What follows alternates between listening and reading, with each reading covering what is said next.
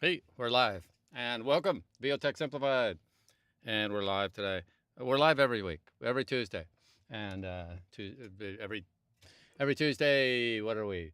5 p.m. Pacific, no, 5 p.m. Eastern, 2 p.m. Pacific. And we're talking about all things for home studio and trying to make it simpler. And there's a bunch of different mics out there. I found a good article. I'm going to link to that in the show notes. I'll put that up there so you can find this later as a reference. And we're going to talk about the different types of mics. We have the same discussion over and over again. So I hope to refer people to this later rather than do it over and over again. Although I'm always happy to answer questions. So you can go into the chat and you may ask questions. You can just, basically, if I don't cover something that would be helpful for you, be sure to go ahead and ask a question in the chat. But there are really 4 types of microphones, and we only use a couple of them. And we'll talk about them. You do not need to know. So let me summarize, because for some of you, you can turn this thing off right at the beginning. I should, I've got my new thing here, and I didn't even prep for it. So vojumpstart.com / what is it? Heller Secrets. Yeah. It's something. There it is. I already had it there. And what's happening is this next week, if you're watching this live, we've got Audiobook Secrets. We've got Johnny Heller, who's done over 1,000 audiobooks, worked with thousands of people, some of the best coaches in the world, run seminars around the country, and has been doing this a long time. And we're doing a special live performance, and you'll want to check that out. Okay. And it'll be available afterward. So if you're watching this a year from now, then this is still available on the VO Jumpstart site, and you'll be able to purchase it. You just won't be able to watch it live or ask questions live. But anyway, this is a really cool thing. So it's under, I'll throw that link in the comments so that you guys can see that as well. And I'll throw it in right now, and boom, and it'll show up. There it is, right on the page. VOJumpstart.com / Heller Secrets. All right. That's my commercial announcement. So I will link to this article as well. I'll copy this and throw this in the chat, because this will be very helpful for some people. But what I can do is summarize it. There's 4 types of microphones, and there's some different types of connectors. And most of it is not going to make a difference in your career at the beginning, where you don't need a $2,000 mic to succeed in this business. There are some great mics under $500 that would serve you. And the funny thing is, I know some world-class narrators, and they just don't tell people what they're using, but they're using mics that are under $500, and they've been using them and produced 500 audiobooks, or they've done thousands and thousands and thousands of voiceovers. And the mic, the person that cares most about the mic and exactly the way I sound is me. Everybody else, nobody really cares. Most of you have never heard me live, so all you know is I'm on a Sennheiser microphone, and I sound like I sound, and that's about it. And no one really cares. And my mom's never said, "Wow, you sure would have a great voice if you were on a ribbon microphone." First off, she doesn't even know what that is. Second off, nobody cares. I do care. I do want to sound as warm and comfortable as possible. But once you get into a certain level of mics, they're really doing a pretty good job these days. And when you get into the modern ones, it's pretty amazing. So be sure to ask questions if you have some there, and I'm happy to go over them. But I have this article. I already threw it into the chat. I should make that bigger. First thing is, I'm gonna do this one. This was the Heller one. So there's a Audiobook Secrets. There's that link there. Here's the one that you could go ahead and grab that link, copy it out, stop this if you need to. You can come back and do it in the replay. And there's the article that I have up on the screen here. I'll make it a little bigger for you. But it's really, we're going to just summarize this stuff, because if you really care, you can go read the article. But I'm going to tell you my top couple mics.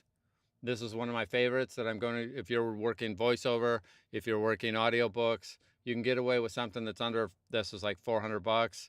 You can probably find them cheaper, maybe on eBay or something like that. But hey, beware that there are fake microphones out there on the market, and especially they're hard to tell. They're getting so good at cloning these things that it's hard to tell the authentic ones. So buy from a reputable dealer. But this is Sweetwater is one of my go-to places. This is my favorite mic for audiobooks, and really, so many people would do so well with this mic, and then sometimes they get, oh, I want a more expensive mic, so that's fine. But you'd be shocked how many people are using this mic at a very, very, very high level, and it's just a killer mic, and way underpriced for the market. And one of the dirty secrets that you should know is that Neumann is the other brand that everybody loves, and has been a staple and is just iconic in the microphone world. Well, Neumann has been owned by Sennheiser for over 35 years. They're the same company. Some of the parts of this mic are built in the same assembly line as parts for this mic. I'm told by a guy. I was at NAMM approximately 4 years ago before the pandemic, and talking to the reps, and one of the guys who works over in Germany where these mics are produced was telling me, yeah, some of the parts are identical. He was telling me the mic that I'm speaking on right now is old enough. I'm actually on a mic that's 45 years old. Can't believe it's that old, but that's what it is. It's 45 years old. I've had it since I've been 17, or I might have been 18 when I got it. But anyway, I was under 20. That much I'm sure of. And I still use it today. It's my go-to mic. It's a Sennheiser. And what he did tell me is, if I ever needed it refurbished, like if I drop it or throw it or something, or someone throws it at me and it breaks, the parts for this mic they were handmade back in the day, and they're out of them. And what they would do is they would replace it with the modern equivalents of this mic. And so what? No one else cares but me. I'm just still rocking a mic for 40 years. Most people aren't going to do that, but I had a lot more mics. I got rid of some of them. This is a classic mic. This is just excellent. You don't need to, if this is about the highest amount of money I'd ever tell anybody, and this is a vanity mic. This is a mic that if you want your clients to go, oh, yeah, Don's serious about this, really serious about it, then you'll rock something like this. But I'll tell you what, you tell me you're on a Sennheiser mic, I don't even tell them the model number anymore. Nobody cares. Well, I shouldn't say nobody cares. Occasionally you get a client that cares. And if a client is really into it, there's really the two brands that they are most likely to know are Sennheiser and Neumann. And so I'm into those mics. But let me go back to this real quick. There's a couple different types of mics. The two that we tend to use, large diaphragm condenser mics, or we use a dynamic mic. And the dynamic mics can range from our mics that you've seen. They're iconic. I'll show you. This is a dynamic mic. This is an iconic mic, which is why I show it. Shure SM7B. There's a newer version of this that's a lot less expensive, and I really like. Sounds great. Rode's got a really good USB mic that's fine. And I mean, it's just crazy what you can do today, even for $100. If it's a brand new $100, don't buy something that was $100 and came out 3 to 5 years ago. Buy something that's brand new, because some of them are pretty slick. But there's a couple different things. We'll real quickly go over them. Polar patterns. What does that mean? It's kind of a visual. And the classic mics that everybody uses, this Neumann here, this Sennheiser here, these two are going to have, I almost said are going to have a cardioid. And that just means they primarily pick up sound from the front. Now, please do not take this as a literal situation. They do have some noise, and they need sound coming in from the other end. This is what they end up with. It's an interesting discussion when you get to a shotgun mic where they're very focused, and they actually need sound from the back and the sides in order to determine what is on the front. And so I'll show you some interesting things about the shotgun mics. But this is the pattern we use 90% of the time. And then there are others. This is the cardioid one. So when you're looking through this article and they say there's 6 types, just note that for voiceover, if we're in a decent studio, we're either going to have a cardioid, or we're probably going to have a shotgun mic. And that's a very, very small pattern for what it's picking up. And those are going to be the only 2 we care about. There are reasons for all the other ones. We're not going to go over them. Okay. And then the one thing that I see over and over again is that people who are newer will use a microphone incorrectly. There are front address mics where it's on the top, and that's the mic that I'm using. What do I have? Oh yeah, I have this mic here that I can show you. This is this. So this mic, which is it's a get in front of me. Anyway, it goes this way. Let me get it. There we go. Look at that. I'm learning how to use a camera. It's supposed to point toward your mouth. This is a dynamic mic. And most of the dynamic mics are front address, meaning you talk into this little thing on the front, not on the side. you do want to verify on your mic. I cannot tell you how many times I'll get somebody says, my voice sounds really tinny. And then we find out that they're using it. Some mics, when you look at them, you can't tell looking at them whether they're front address or side address. But if you get it wrong, then they sound just okay. I mean, they sound tinny or they sound funny. And every mic will tell you what it is when you look at its packaging and you look at the way it's used, but don't use the pictures. I mean, if you use the pictures, if they have a person on the, I've never seen it wrong on the Sweetwater site, but if you're looking at pictures on the web of these mics, they'll use a model, like when I'm back in my modeling days, but they sometimes set up the shot with a mic and they would like the way the mic looked in one position and they put it wrong. And then people see that and go, oh, that must be how that works. And it's not. So if your mic isn't sounding great, try it the other way. Try it from the side. And they usually have a dot on them or an indicator. If they're side addressed, they'll have a dot. And that dot is supposed to face your mouth. Okay? So you will see that happens quite a bit. It's pretty crazy how often it happens. So we're going to do cardiac. I'm going to skip all the stuff. You want to read about all the other stuff that doesn't apply to us? Cool. Okay, this is the one, the shotgun mics, and I'll talk about those in a minute. We don't use omnidirectional, but note, just because it's a cardioid mic does not mean that your room can have a bunch of noise because it's not going to pick up some of the stuff from the back. There's plenty of sound from the back side that it will pick up. It's it's lessened. It's dramatically less, but it's still there. So if your dog's barking behind the mic, well, that's going to be picked up. Part of it is that's going to reflect off the back, come in the side, things like that. Okay, so just note. The other thing, we have our dynamic mics and we have our condenser mics, and there is a ribbon mic, but they're great mics, but they're rarely used for voiceover, even though they would be great for voiceover. They tend to be, they originally were very delicate. They can't handle loud sounds as well. So voice isn't going to hurt them. Like I wouldn't play a trumpet. I wouldn't have a snare drum on a ribbon mic most of the time, but we're going to use these two, dynamic mic and condenser.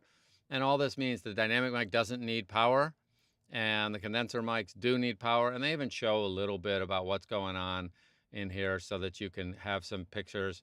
But the dynamic mic, there's a diaphragm in there and it's pushing against this coil and sound comes in and it makes it work. You can read all about that. All right? I'm not just going over that.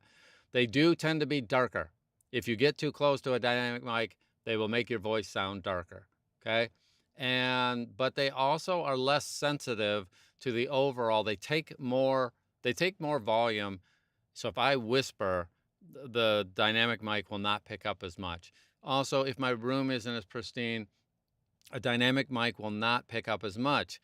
But if I'm sitting 6 inches away from a mic or 4 inches away from a mic, don't think it's not going to pick up stuff that's in the room just because it's a dynamic mic. It does depend on some other factors. How close is that sound? How loud is that sound? People think they're going to get a dynamic mic and it's going to eliminate all their background noise, and that's not usually the case. They're still sensitive. They're just not as sensitive as a condenser mic. The condenser mics are more sensitive and they will pick up more, and some of it has to do with a condenser mic will do a better job on the upper end. Ribbons will do even better than that, but not necessary for voice, okay? So the condenser mics, they have some power going on, and it's, how they work internally isn't really that important. What's important is these are the mics that are going to be, if you have a great room that's nicely treated, then these are the mics we want to use most of the time. Now, the dirty secret in this business is I know some very, very, very famous people who have been working for years or decades is usually, and they're on a dynamic mic and nobody knows or cares, all right? Because most of it comes out from our performance, not necessarily the other stuff, okay? And then you're going to use it if your room is nicely treated. Hey, a condenser mic is awesome. They're a really good sounding mic overall, and they make your voice sound great, comfortable. And this is a $400 one with a it's $300 without the, what do they call it, the shock mount. So in some cases you could save $100 without the shock mount. I always like it with the shock mount, but nonetheless, The reason they have shock mounts is because they're so sensitive, and just little things will be picked up on these, so they almost always are on a shock mount, and it's worth the extra little bit. And right now, I even think that it was the same price with or without the shock mount. That's not usually the case. It's usually $50 cheaper without it, but get the shock mount. It's worth it. Okay. And then this is a high-end version of that. And here's the funny thing. I don't think 95% of the people out there could ever hear the difference between someone that's on this versus this. And by the time we go to MP3 for audiobooks, guarantee you no one will hear the difference between these two mics. There is a difference if I'm recording something that's going to go on a CD that somebody's going to play 400 times, or if they like the song or the singer. I'd definitely be using this, but man, this is a great mic. I have my wife on one of these, okay? If I thought this would make a difference and have her book more work or anything like that, this would be where I'd be at. And then yeah, we have this other one. These are great if your environment's a little noisier, or if you're going to be in a hotel. The Dirty Secret, I got my son's made tens of thousands of dollars. When he's on the road, he's on this $99 mic in hotel rooms, and it's pretty amazing. This is a USB mic. Now, he's got a great studio that we built for him. He has some really high-end gear when he's at home at his studio. When he's on the road, well, when you're on the road, you're on the road, and you need to. So for $100 when we bought this, I don't even know. This one's been out a couple of years. It's a USB mic, amazing, and a little less sensitive, so it does really well on the road. And it's a USB. Okay, we don't carry an interface. He doesn't when he's on the road, and he has to do a voiceover. He's done 15,000 plus voiceovers. Best I know it's over 18,000, but since I can't remember the exact number, I'm rounding it down to 15. I'll go back and do a count again. I did it a couple of years ago when he was at 15,000, and now every year he adds a 1,500 more. So it's crazy how many he does. But nonetheless, in hotel rooms, when he's traveling for his sports broadcasting, he'll be using a very inexpensive mic because his voicing is so good. It's not the microphone, it's the voice behind it. If you're a great driver, car driver, if you drive really, really well, then you can take a car that isn't isn't a $100,000 vehicle, and you can drive it well. Same thing with the mic. It's just not that big a deal, okay? So it's pretty amazing what you can do these days with a USB microphone. And most of them are condensers. That one's a dynamic. There are some condensers, and I'm not even going to go around those. But most of the time, we're using a large diaphragm condenser, okay? And we're going to use a cardioid, and then the rest of it, this is an iconic mic. This is used, remember, it's just been around for, this guy invented the condenser mic, Neumann, okay? It's called the U87. Iconic. You'll see it in movies. You'll see it in Netflix series. It's crazy what you can do with these things. And then they're small diaphragm condensers, and yeah, these are made by Rose, but Neumann makes them. Sennheiser makes them. They look like little tubes. They look like shotgun mics. A lot of people will confuse these and think they're shotgun mics, but they're not. Notice there's only a couple little openings here. If someone's doing a shotgun mic, by the way, this is the most famous shotgun mic, the 416. And if anyone's planning on doing this and doing this in the studio, and they ask me, well, no, they don't always ask me, I would be doing this one. It's like there's some really good reasons. But by the way, notice on a shotgun mic, shotgun mics are end address. So that end of it points toward your mouth. There it is. That end of it points toward your mouth. And in most studios, it'd be better if it were back 1 to 3 feet, not 6 inches away from your mouth. And note that even though the pickup pattern when it's all done is very concentrated off of this end, it needs all these openings in order to get the sound that it uses to reject things from the back and from the side. So it is not obvious to people at first, but shotgun mics, in order to just pick up on the end, need sound coming in from the sides in order to make that work. So it's not that it doesn't listen to sound from the side. It uses it and combines these signals in clever ways in order to have it only be focused on this front. and that's a pretty cool thing to do there. Okay, so if somebody has a question, be sure to ask. But if I were, when I'm doing an indoor, like, by the way, these things are tanks. These things, you could take this, and they're, because of their original design, they have some interesting design objectives. They needed to work in the fog. They needed to work if there was a slight drizzle. You cannot throw these in a bucket of water.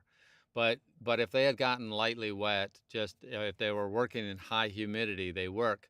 They actually, you could drop it from about 6 feet and it still would continue to work. It's crazy. They're built like tanks. They had a specific objective. They were used in movies and TV back in the day. They're the original, where you can have them outside of the camera frame, and they're pretty spectacular, but you don't need this kind of thing.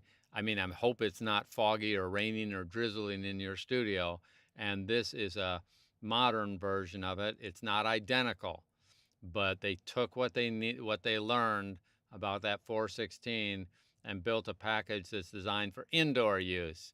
And don't drop this one like you can drop the other one. But who's dropping mics? I mean, don't go throwing your mic. And Larry had a comment there. I had the SM7B with Cloud Lifter since 2015. Any advantage of the MK4? First off, you know what? If you're getting hired all the time, probably not. Is there an advantage? This is a mic that is going to be a little more nuanced. If your room is super well treated, then this is definitely a mic that's going to portray your voice a little more. But see, here's the weird thing. Your clients like the way you sound if you've been doing this since 2015, and it will be slightly different sound.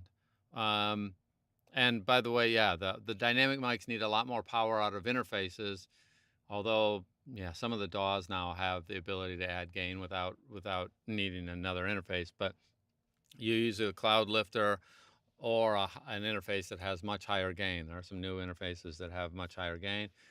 Is what I would do if I were you is I'd find somebody in the voiceover business that that trusts you, and say, hey, can I borrow your MK4 or equivalent, and listen to yourself on a large diaphragm and see if you like it better.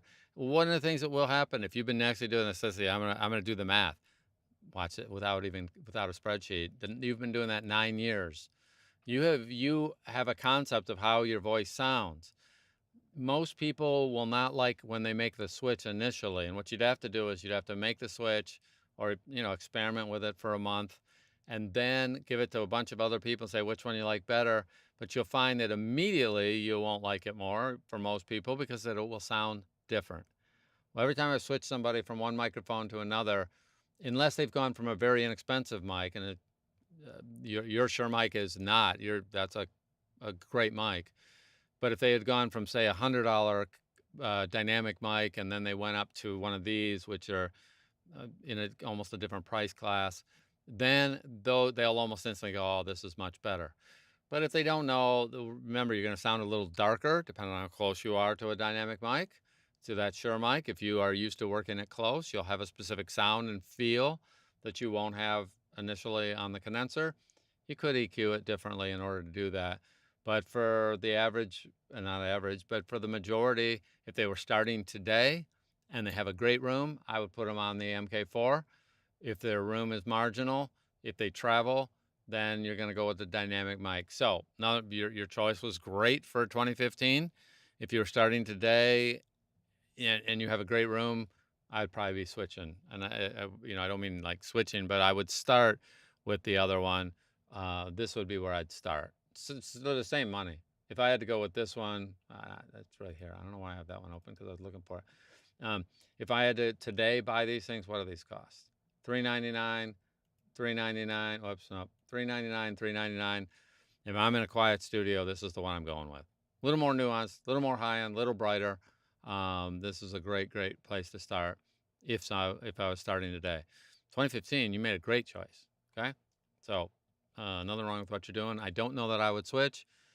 If you've been doing it long enough and you're making enough, then you have both, and you pull this one out for some spots and the other one out for some spots. The other one will be a little, you'll notice this one will be brighter. if anyone complains about it, what they'll complain about if they've used something else is, it also picks up more background noise. It just picks up more subtle things in the environment, which means if your environment is great, then you will sound even better on this mic. If your environment is weaker, then you probably go with then sticking with what you have makes total sense. And if it's working for you, I don't think I'd switch. Okay, hope that helps. Yes, beat the heck out of the blue snowball I had. There's nothing wrong with some of those inexpensive mics to get started, but once you upgrade to one of the better mics. By the way, once someone gets into the $300 to $500 range, the rest of the stuff is getting into vanity mics. And there's nothing wrong with that. If I wore a nice suit, if I wear a nice shirt, if I wear a nice tie, I don't wear dresses, but I mean, so I'm sure that there's some reason that gals buy shoes that are $500 heels or something. I mean, sometimes having on something that's really nice or driving a nicer car makes me feel better about myself in some situations. If I wear a tux, I just act different than if I'm wearing my t-shirt and the stuff if I'm going to go out and play pickleball. I mean, I don't wear the same stuff on the pickleball court. I put on my pickleball uniform, which is a t-shirt and tennis shoes and shorts and that kind of thing. And I carry myself as an athlete-ish. Yeah, but I don't think I would go out and play in a tux. It just doesn't fit and it doesn't make sense. And so it is the same with mics. The difference is if I was earning enough, and sometimes clients, depends on clients, but I just don't think most people need to, once you're into the few $100 range, need to worry about it. There is some at the $100 range. There are a couple good mics in that range today, and there's more and more of them. And I should say, USB connectors versus XLRs. These have this thing called XLR. Let me see if I can pull that up, and that doesn't show it. It doesn't. Right there's an XLR connector. It's got 3 pins, and that's going to be the standard connector. And then there are some that have USBs, and I pulled this one up, and it'll have a USB connector someplace. Let me see if I can find it. There it is. Oh, that's even so there's a USB connector, and the USB smaller, and that's different. And this used to be the sign of a low quality mic. But one of the things that people don't know, this MK4, they had a period of time, they've discontinued it, where they had this microphone with a USB connector. And I predict that is the future of all mics. All mics eventually will be on USB. It's not, what it always was cheaper mics were on USB in the beginning of the USB stuff. Today, this mic, they can make and get just as good quality sound out of a USB connection as they can an XLR connection, but the marketplace was not ready for this mic in a USB format. But they did make it for a period of time, and then they discontinued it. What I predict is they'll bring it back. Sennheiser did not want to diminish their brand, and they decided it was a mistake to have a USB version of it, so they got rid of it. But it was there. Sound quality was pretty darn good, but people don't yet know. And what I predict is a few years from now, you'd be able to get a TLM 103, and rather than having an XLR connection, it'll have a USB connection. The USB makes more sense. The computers now have enough horsepower to do everything than an interface. Interfaces are going to more and more software-based front ends, so you don't need to have some stuff that is in the interface. The computer can deal with it. There's so much power, so there's so much excess power available in the modern computers. It's just a matter of time that they move everything that's in the interface, except for a couple little connector things, and have it just all run off the computer. But that's a whole nother discussion. Okay, so I hope that helps. That's the future, and there are a couple good USB things if you're traveling that you could do today that are pretty amazing. But it's going that way. All right, I predict it'll be everything, but it'll take another 5 years. It'll be 5 years from now before they've done this. It's so entrenched. It's so well. There's such an infrastructure, but the day is coming. All right. If anybody else has any questions, be sure to ask, and be sure to check out this Heller thing that I'm doing here, the audiobook secrets. Heller's just amazing, and that's this next Saturday. If you're watching this way later, after the September 14th, 2024, this will still be available to you. You can buy it and see. What he's doing is live, working with 5 people live, And what will happen then is you get to see how he helps them work a script and make the most of it. And so therefore, out of those 5 people, they're going to have some of the same issues, or I don't know, growth things that they can grow in, and he's going to help them tweak it in real time, and you'll see the results and be able to go, aha, just like we do if we're learning other skills. You want to play drums, you watch great drummers. If you want to play pickleball, I watch great pickleball players. If you want to be a great tennis player, you watch Wimbledon, and you watch the pros and you see what they do. And you watch the coaches and what they say about how the stroke should be. You can learn a crazy amount by watching Johnny Heller coach 5 people and what he helps them fix, and you'll hear it in real time what he can do with somebody. Some of you will be smart enough later after that to take your own private lessons with him, but he's a great guy, and we have a good time doing that. So unless I see something else, yep, and I don't. So I hope you guys have a fantastic, fantastic week. Send me things next week. I'm probably going to be doing something about RX because I saw a controversial thing that somebody put up in one of the groups. And so I'll probably be talking about RX next week, but we'll see. That'll happen over the next week or two. So I love the stuff out on the internet. Anybody can put something up. Hope you have a fantastic day, including me. Hope you have a fantastic day. We'll see you next week. Thanks for joining me. And as always, I'll see you on the wires. Bye-bye.